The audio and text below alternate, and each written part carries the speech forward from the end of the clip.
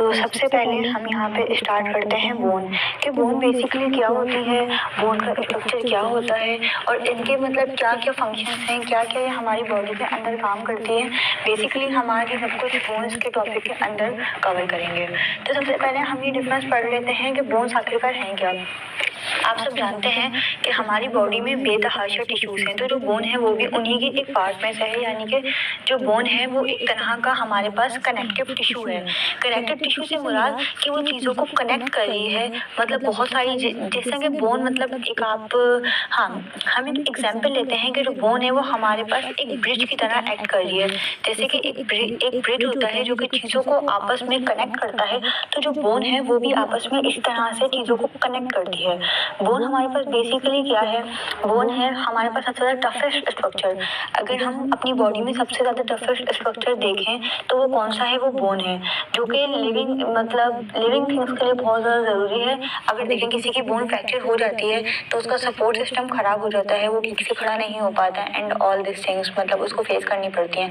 तो जो bone fracture है वो भी मतलब एक देखें जो बोन है बेसिकली वो हमारे लिए एक सपोर्ट सिस्टम और एक स्टैंड काम है।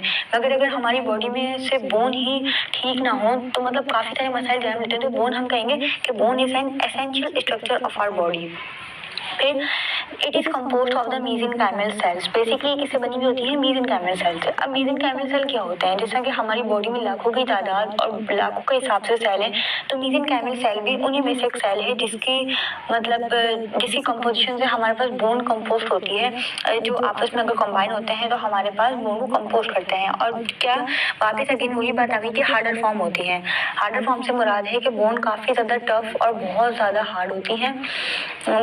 हार्ड इस तरह से होती है, देखिए इनके अंदर अब कितनी सारी चीज़ें डिपॉजिटेड हुई हुई होती हैं। इसके अंदर कोलेजन प्रोटीन है, ठीक है, इसके अंदर हमारे पास कोलेजन है, कोलेजन फाइबर्स है, फिर हमारे पास इसके अंदर वाटर है। तो जब भी तमाम चीज़ें मिलती हैं हमारे पास तो फिर क्या बना लेती हैं, हमारे पास एक पॉजिटिव टफेस्ट स्ट्रक्चर बना लेती हैं। अब बोन के अंदर हमारे पास बोन मैरो होता है, यानी कि जो ब्लड प्रोडक्शन होती है हमारी बॉडी में, जो बोन मैरो बनाता है ब्लड, वो कहाँ होता है, हमारे पास बोन में प्रेजेंट होता है, जिसको हम नाम देते हैं येलो बोन मैरो का। तो इस तरह से हमारे पास ये मतलब चीज़ें हैं। इसकी क्वालिटी हम एक अगर हम इसकी फॉर्म्स देखें मतलब ब्रीफ किस तरह की होती है तो हम कहेंगे कि एक ये हार्डर फॉर्म है और एक हार्डर स्ट्रक्चर है। Then we have that it is vascularise. What is the word meaning by vascularise, यानी कि इसके अंदर से ब्लड सप्लाई होता है। अगर हम बोन के अंदर देखें तो जो बोन्स हैं उनमें से ब्लड सप्लाई हो सकता है, ठीक है। उसके बाद है डिपोजिटेड विद द मिनरल्स। इसके अंदर मैंने अभी बात की कि इसके अंदर मिनरल्स भी होते हैं। मिनरल्स होते हैं, कोलेजन फाइबर्स होता है, वाटर होता है, कैल्शियम होता है। तो इन सब चीज़ों से तमाम चीज़ों से मिलकर क्या बनती है, हमारे पास इन तमाम चीज़ों से मिलकर बोन बनती है। बोन इस तरह से बनती है कि इसके अंदर मिनरल्स डिपोजिट जो होते हैं, कैल्शियम फॉस्फेट होता है, कोलेजन होता है और वाटर होता है 10 to 20%, देन कोलेजन फाइबर्स, इन तमाम चीज़ों से मिलकर हमारे पास बोन फॉर्म होती है। Then it is an inverted structure. What is the word mean by inverted structure? Basically it is supplied with nerves. इसके अंदर nerves होती हैं, ठीक है। nerves इस तरह से होती हैं जैसे कि मैंने बताया कि इनके अंदर जैसे ब्लड भी सप्लाई हो सकता है। अगर ब्लड सप्लाई हो सकता है तो जाहिर सी बात है कि इनके पास कुछ तो ऐसी चीज़ होगी कि जिसकी वजह से ब्लड सप्लाई हो रहा होगा। तो वो क्या है, वो नर्व्स हैं कि नर्व्स की वजह से हमारे पास ब्लड सप्लाई होता है बेसिकली, सही है। अब हम अगर आगे बात करें तो यहाँ पे लिखा हुआ है मैच्योर सेल्स, ठीक है। हमें चीज़ों को डेप्थ में पढ़ना चाहिए बिकॉज के अगर हम डेप्थ में स्टडी करेंगे तभी हमें पता चलेगा कि मतलब क्या चीज़ किससे लिंक्ड है। तो प्लीज़ आप कभी भी इस तरह से ना किया करें कि बस चीज़ों को ऊपर से पढ़ लिया, आप चीज़ों को डेप्थ में जाना करें। जैसे कि यहाँ एक वर्ड लिखा हुआ है मैच्योर सेल्स ऑस्टियोसाइट्स, ठीक है। मगर अब मैं आपको बताऊँ कि बोन्स के अंदर कितने तरह के सेल्स प्रेजेंट होते हैं।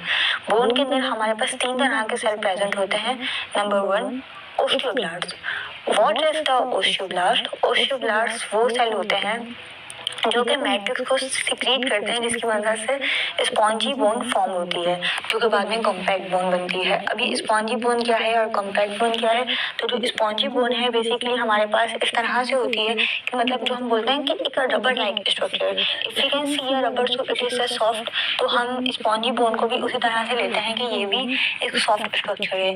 देन वी हैव हमारे पास किस कौन से होते हैं, फिर उसके बाद ही हमारे पास ओस्टियोसाइट। ओस्टियोसाइट हम बेसिकली बोलते हैं मैच्योर सेल्स को, कि जब बिल्कुल ज़्यादा मैच्योर हो जाती है बोन तो उसको हम नाम देते हैं ओस्टियोसाइट्स का। उसके बाद osteoclast perform the job of breaking down the composition material in bones. और ओस्टियोक्लास्ट क्या होते हैं? ओस्टियोक्लास्ट वो होते हैं जो बोन्स को ब्रेक करते हैं। तो ये 3 तरह के सेल्स आपने याद रखने हैं। ओस्टियोब्लास्ट कौन से सेल है? जो कि स्पॉन्जी बोन फॉर्म करेंगे और जो मैट्रिक्स को सिक्रीट करेंगे। Then we have the osteocytes means it is an mature bone, वो मैच्योर बोन होगी। फिर है हमारे पास ओस्टियोक्लास्ट। ओस्टियोक्लास्ट से मुराद है कि हमारे पास वो बोन ब्रेकिंग सेल्स हैं। ये आपको कुछ चीज़ें ऐसी हैं जो हमें दिमाग में बिठानी पड़ती हैं ताकि हमें आगे जाकर हेल्प आउट कर सकें। Then we have a surrounding connective tissue layer. ये आप लिखा हुआ पॉइंट देख रहे हैं हमारे पास नंबर 8 पर आई थिंक है। तो यहाँ लिखा हुआ है surrounding connective tissue layer. Surrounding connective tissue layer से मुराद है, अब देखें आपकी बॉडी में जितनी भी चीज़ें हैं उनके ऊपर किसी न किसी तरह के कनेक्टिव लेयर है। अब यहाँ ये क्यों लिखा हुआ है कि कनेक्टिव टिश्यू लेयर? क्योंकि as you all know that bone is a connective tissue, so it has a layer which is called the surrounding connective tissue layer and the name of this layer is periosteum. Periosteum क्या है?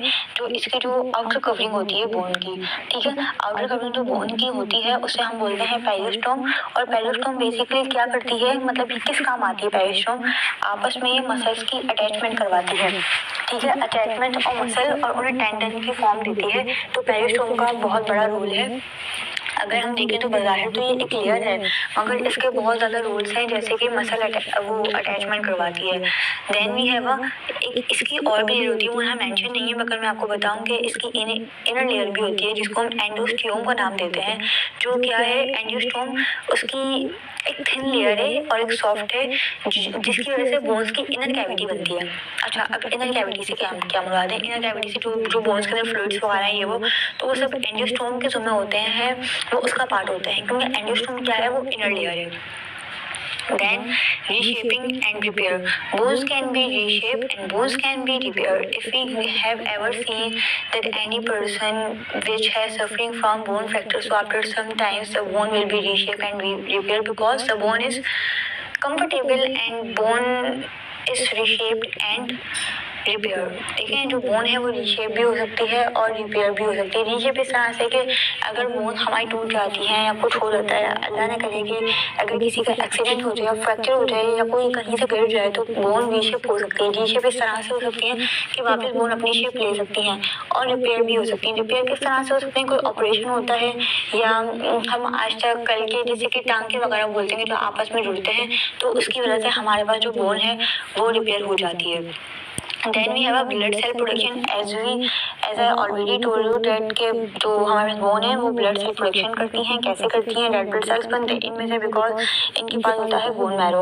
अब देखें जो bone marrow है उसी की वजह से तो ये 20% ब्लड सेल्स बनाते हैं क्योंकि जो इनके अंदर एक लेयर होती है एपिफाइसिस जिसको कहा जाता है, ठीक है। बोन्स के 3 हमारे पास रीजन्स हैं, मैं आपको यहाँ बता दूँ कौन कौन से, मेटाफाइसिस, डायफाइसिस एंड एपिफाइसिस। तो जो एपिफाइसिस होता है उसके अंदर वो 20% ब्लड सेल्स बनाते हैं, ठीक है, और 20% मतलब टोटल मास ऑफ स्केलेटन बनता है। तो जो एपिफाइसिस के अंदर हमारे पास रेड बोन मैरो होता है। अब एपिफाइसिस किसका रीजन है? Epiphysis is the region of bone and it contains the red bone marrow which forms the 20% blood cells. वो 20% ब्लड सेल्स बनाते हैं। तो इस वजह से मतलब जो ब्लड की जो सेल की बड़ी ज़्यादा प्रोडक्शन है वो कहाँ होती है? वो हमारी बोन के अंदर होती है। इसी वजह से हम ये भी बोल सकते हैं कि जो बोन है वो हमारे पास बहुत ज़्यादा कारआमद होती है इसमें ब्लड सेल की प्रोडक्शन में। देखिए बोन एक फर्द मतलब कि डेप्थ में जाने वाला टॉपिक है but we can only learn the major differences between the bones and cartilage because आपने देखा होगा कि जो हमारे बोर्ड एग्जाम्स हैं उनमें भी अक्सर ये सवाल आता है कि difference between kindly different shape between the bones and cartilage. So I can only tell you about the major differences between the bones and cartilage. It is not all the information about bones and cartilage. इंशाल्लाह हम इसके ऊपर detail में भी बात करेंगे। मैं अपना डिटेल लेक्चर इसके ऊपर अपलोड करूँगी, आप लोगों ने वो लाजमी देखना है। अब उसके बाद हम बात करते हैं कार्टिलेज की। अब देखिए मैं यहाँ पे अब आपको पॉइंट्स में ना कंपैरेटिवली बात करूँगी। देखिए हमेशा कंपैरेटिवली स्टडी जो होती है वही बेनिफिशियल स्टडी होती है। If we can't do the beneficial study, if we can't do the comparative study, so we can't know the major differences between the things and all this things we can't understand. तो देखें आप लोग points को comparative क्या करें। अब आप दो चीज़ पढ़ें और देखें बायोलॉजी बेसिकली ऐसा ही सब्जेक्ट है जिसके अंदर कि आपको मेजर डिफरेंसेस जस्ट हाईलाइट्स करनी है, आपको मेजर डिफरेंसेस पे अपनी ग्रेस बनानी है। देखें जहाँ पे एक्सेप्शन होती है वहाँ पे एमसीक्यू होता है। एक बहुत मशहूर पॉइंट है कि जहाँ एक्सेप्शन है वहाँ एमसीक्यू है। देखिए माय डियर स्टूडेंट्स, आप ये बात समझने की कोशिश करें, एक्सेप्शन जहाँ है वहाँ एमसीक्यू है। तो हम इसलिए डिफ्रेंशिएट पे ज़्यादा ग्रिप हासिल करते हैं ताकि हमें चीज़ों के बीच में दरमियान में मेजर डिफरेंसेस पता हों। अब हम अपना आगे स्टार्ट करते हैं कार्टिलेज। देखिए कनेक्टिव टिश्यू ये भी है, कनेक्टिव टिश्यू वो भी है। तो बेसिकली मतलब ये पॉइंट क्या होगा, दोनों का सेम हो गया। बोन्स भी कनेक्टिव टिश्यू है, कार्टिलेज भी कनेक्टिव टिश्यू है। So basically there is no major differences between the bones and cartilage के, ये दोनों कनेक्टिव टिश्यू हैं, ठीक है। अब बोन बनी थी मेसेंकाइमल सेल से, कार्टिलेज भी बना है मेसेंकाइमल सेल से, बट अब डिफरेंस की बात शुरू हो गई। देखें बच्चों यहाँ आपने बहुत ज़्यादा गौर में यहाँ के लिखा हुआ है हार्डर फॉर्म। हार्डर फॉर्म से मुराद है बोन एक सख्त स्ट्रक्चर है। Bone is a hard structure but cartilage is totally opposite to it and it is a soft structure. Soft structure means कि हम इसको ले लें एक रबर लाइक स्ट्रक्चर, या फिर हम इसको ले सकते हैं इलास्टिसिटी। हाँ, एक बहुत अच्छा वर्ड हम यूज करते हैं इलास्टिसिटी। तो cartilage is basically an elastic structure but the bone is totally hard structure. Then we have a vascularise. A का मतलब क्या होता है, ए का मतलब होता है नॉन। आपने पढ़ा होगा ए सेलुलर, ए सेलुलर आप लोगों ने पढ़ा होगा। तो ए सेलुलर का मतलब क्या होता है, नॉन। लेकिन जिस भी चीज़ बायोलॉजी के अंदर ए का मतलब होता है नॉन। जहाँ आपने ए पढ़ लिया, हम एक पढ़ते हैं सेलुलर यानी कि सेल के साथ, हम एक पढ़ते हैं ए सेलुलर यानी बगैर सेल के।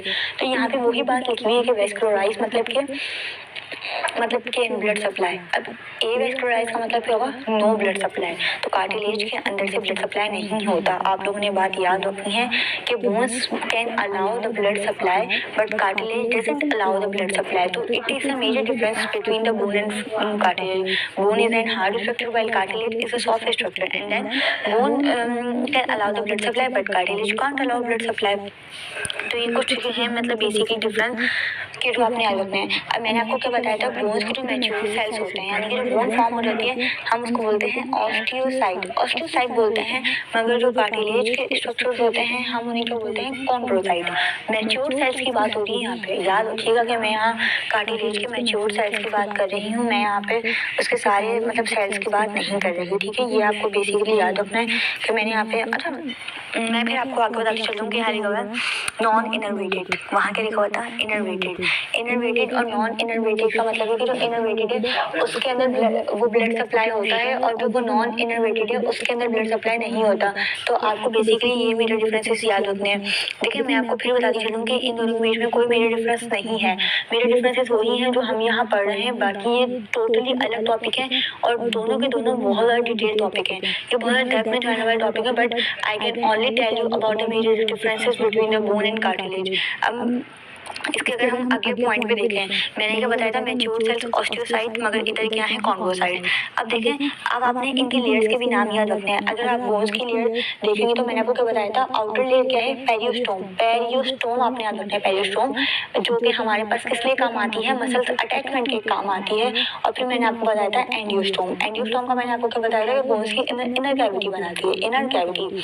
और आपको यहाँ याद रखना है कि जो कार्टिलेज है उसकी जो हमारे पास जो अपर लेयर है, अपर लेयर जो है हमारे पास उसकी वो क्या करती है, वो हम उसको बोलते हैं पेरिकॉर्डियम। पेरिकॉर्डियम और जो इनर लेयर है उसको बोलते हैं एंडिकॉर्डियम। ये आपको मेजर डिफरेंस मतलब याद रखने हैं पेरिकॉर्डियम और एंडिकॉर्डियम के बीच में। अब अगर हम देखें तो इधर अगर हम बात करें री शेपिंग एंड रिपेयर की, bones can be reshape and bones can be repair but the cartilage can never be reshape and can never be repair. तो आप लोगों ने ये बेसिक डिफरेंसेस याद रखने हैं। इसके बीच में बोन्स और कार्टिलेज के बीच में जो मेरे डिफरेंसेस हैं वो आपने याद रखना है कि क्या क्या डिफरेंस है। अच्छा, वहाँ वो ब्लड सेल प्रोडक्शन क्यों होती है, क्योंकि bones contain the bone marrow. कहाँ बोन मैरो कंटेन होता है, मैंने अभी आप लोगों को बताया एपिफाइसिस के अंदर हमारे पास क्या होता है, red bone marrow which can allow the 20% blood sales production. तो आपने बेसिकली ये मेरे डिफरेंसेस याद रखने हैं इन दोनों के बीच में। अब मैं आपको आगे बताती चलूँ कि जो कार्टिलेज है वो रीशेप और रिपेयर नहीं करते, ना इनके अंदर रीशेपिंग होती है ना इनके अंदर रिपेयर रिपेयर होता है। तो इस तरह से आपने बेसिकली डिफरेंस याद रख लो कि हमारे पास बोन्स भी कनेक्टिव टिश्यू है, कार्टिलेज भी कनेक्टिव टिश्यू है। ये मेसेंकाइमल सेल्स होते हैं इनके अंदर भी, और इनके अंदर भी मेसेंकाइमल सेल्स होते हैं। वो वेस्कुलराइज हैं, ये वेस्कुलराइज है। वो इनर्वेटेड है, ये नॉन इनर्वेटेड है। उनके मैच्योर सेल्स को हम ऑस्टोसाइट बोलते हैं, इनके मैच्योर सेल्स को हम कॉन्ड्रोसाइट बोलते हैं। इसकी जो लेयर है उसको पेरियोस्टोम, एंजियोस्टोम, और जो कार्टिलेज की लेयर है उनको पेरिकार्डियम और एंडोकार्डियम। तो आपको ये बेसिकली डिफरेंसेस इनके बीच में याद रखने हैं। और सबसे मेजर पॉइंट जो आपको याद रखना है, मैं अगेन आपको बताऊं कि वो आपको ब्लड सेल्स प्रोडक्शन के लिए ही याद रखना है। जो ब्लड सेल्स प्रोडक्शन है वो किस तरह से होती है और कहाँ होती है, तो आप याद रखेंगे ब्लड सेल्स प्रोडक्शन बोन में होती है। अब देखें, मैं आपको डिटेल आगे बताती चलूँ कि यहाँ पे हमने बोन्स के फिगर भी समझती हैं। देखें, मैं अब आपको बताती भी चलूँ कि जो कार्टिलेज का स्ट्रक्चर है वो लेकिन सिंपल बस एक सॉफ्ट स्ट्रक्चर है जिसके अंदर हमारे पास क्या होते हैं, बस सेल्स होते हैं, मेसेंकाइमल सेल और इस तरह से ऑल दिस थिंग्स। बट हम जो यहाँ पढ़ेंगे यहाँ है बेसिकली बोन का स्ट्रक्चर। तो जो बोन का स्ट्रक्चर है उसके अंदर हमारे पास कुछ रीजन्स होते हैं। मैंने बताया था कि epiphysis, diaphysis and the metaphysis. तो जो सबसे अपर रीजन है, देखिए जो सबसे अपर रीजन है उसको हम बोलते हैं एपिफाइसिस। एपिफाइसिस के अंदर क्या होता है, रेड बोन मैरो होता है। अब जो रेड बोन मैरो है वो क्या करता है, 20% ब्लड सेल प्रोड्यूस करता है और 20% हमारी बॉडी का मास बनाता है। तो ये एपिफाइसिस का आपने मेजर रोल याद रखना है कि epiphysis helps in the 20% blood sales production and it can also form the 20% total mass of the skeleton.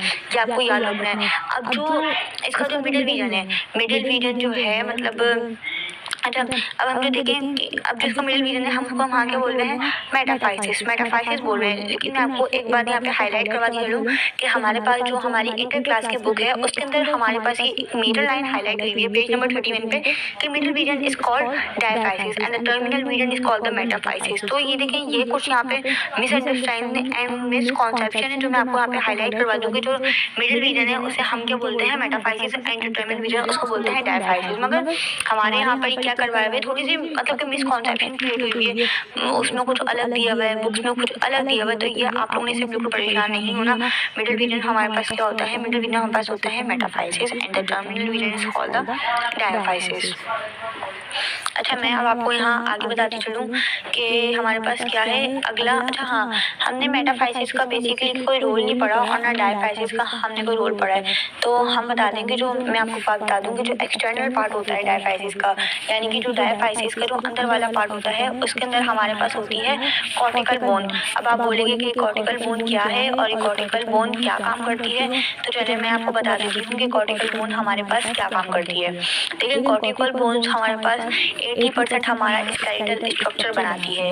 इस तरह से हमारे पास बनाती है कि इसके अंदर स्केलेटल स्ट्रक्चर के अंदर हमारे पास मतलब ऑस्टियोन्स होते हैं। ऑस्टियोन्स इस तरह से होते हैं हमारे पास। अच्छा हाँ,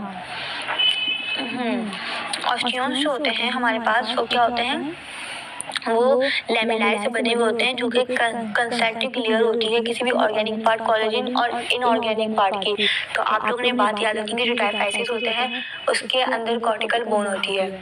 अब हम आगे अगर अपने कंटिन्यू करें तो यहाँ पे लिखा हुआ है हमारे पास मेटाफाइसिस। तो अब हम आगे देखते हैं कि क्या लिखा हुआ है। अच्छा देखें, एपिफाइसिस क्या है, इसका ऊपर वाला लेयर है, तो ये इसके स्टार्ट में भी होगा और इसके एंड में भी होगा, ठीक है। फिर उसके बाद ये लिखा हुआ है पेरियोस्टोम, यानी कि जो मैंने आपको बताया था कि जो इसकी अंदर वाली लेयर है, जो हमें इसकी क्या है आउटर वॉल कवरिंग नहीं, जो इसकी आउटर वॉल कवरिंग है उसको हम क्या बोलते हैं, पेरियोस्टोम। और यही जो पेरियोस्टोम है ये मसल्स को कनेक्ट कराने में बहुत ज़्यादा हेल्प करती है। फिर उसके बाद हमारे पास आ जाता है वो येलो बोन मैरो भी बोन्स के अंदर प्रेजेंट होता है। येलो बोन मैरो भी मैं आपको बता दी चलूँ, और इसके अंदर हमारे पास रेड बोन मैरो भी प्रेजेंट होता है। आप देख रहे हैं कि जो रेड बोन मैरो है वो ऊपर वाली साइड पे है, जो कि 20% हमारे पास ब्लड सेल्स की प्रोडक्शन करवाता है, यानी कि जो रेड ब्लड सेल है, ब्लड जो बनवा है हमारे बोन्स में, हमारी बॉडी में, उसके अंदर हमारे पास बोन्स का बड़ा अहम किरदार है।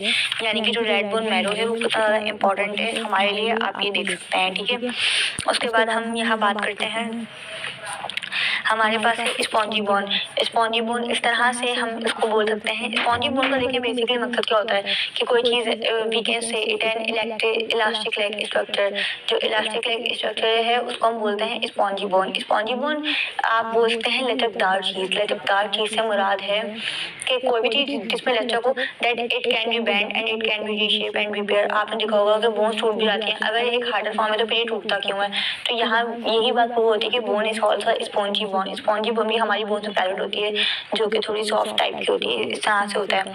अच्छा, अब हम बोलते हैं आर्टिकुलर कार्टिलेज, जो ये इसका ऊपर वाला हिस्सा है उसको हम आर्टिकुलर कार्टिलेज का नाम देते हैं। और ये जो आप देख रहे हैं लिखा हुआ होगा एंजियोस्टोम लिखा हुआ है यहाँ पे। एंजियोस्टोम से मुराद है कि इसकी जो इनर वाली कवरिंग है उसको हम एंजियोस्टोम का नाम देते हैं। और एंजियोस्टोम इसकी जो इनर कैविटी है उसको वो फिल्ट करने में बड़ा काम देती है। अच्छा, येलो बोन मैरो क्या होता है? येलो बोन मैरो हमारे पास होता है, बोन मैरो होता है किसमें?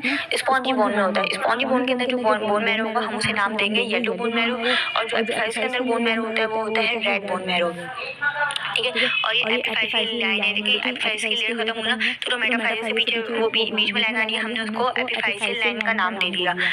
तो ये ऑल डन, ठीक है। हमारे पास ये सारा का सारा जो स्ट्रक्चर है वो हमने बता दिया कि। और ये partial left side of humerus हम जानते हैं कि हमारी बोन है, तो उसका मतलब कि लेफ्ट साइड ही हमने उसका पढ़ लिया।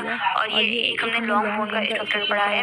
अब आपको मैं बता दूं कि बोन के अंदर क्या क्या कौन कौन सी चीज़ें इनऑर्गेनिक होती हैं और कौन कौन सी चीज़ें ऑर्गेनिक होती हैं।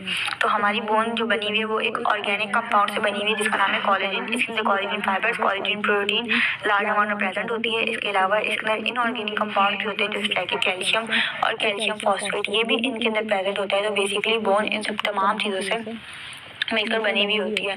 बाकी जो मैंने आपको इसके सेल्स बताए हैं वो आप लोगों ने नहीं भूलना कि इसके अंदर कौन कौन से सेल वो सेल्स होते हैं, वो भी आपको सब याद रखना है। और इंशाल्लाह ताला हम इसके अंदर जो है हम इसको डेप्थ में पढ़ेंगे। फिलहाल we can only learn the major differences between the bones and cartilage, क्योंकि जो बोर्ड एग्जाम के हवाले से सवाल इंपॉर्टेंट होते हैं वो हम पहले जल्दी कवर कर लेते हैं कि ताकि हमें परेशानी ना हो। एज वी ऑल नोन कि हमारे बोर्ड एग्जाम बहुत ज़्यादा नियर है, ठीक है। मतलब आप लोग के बोर्ड एग्जाम बहुत ज़्यादा नियर है, तो अब आप लोगों को क्या करना है कि इन चीज़ों पर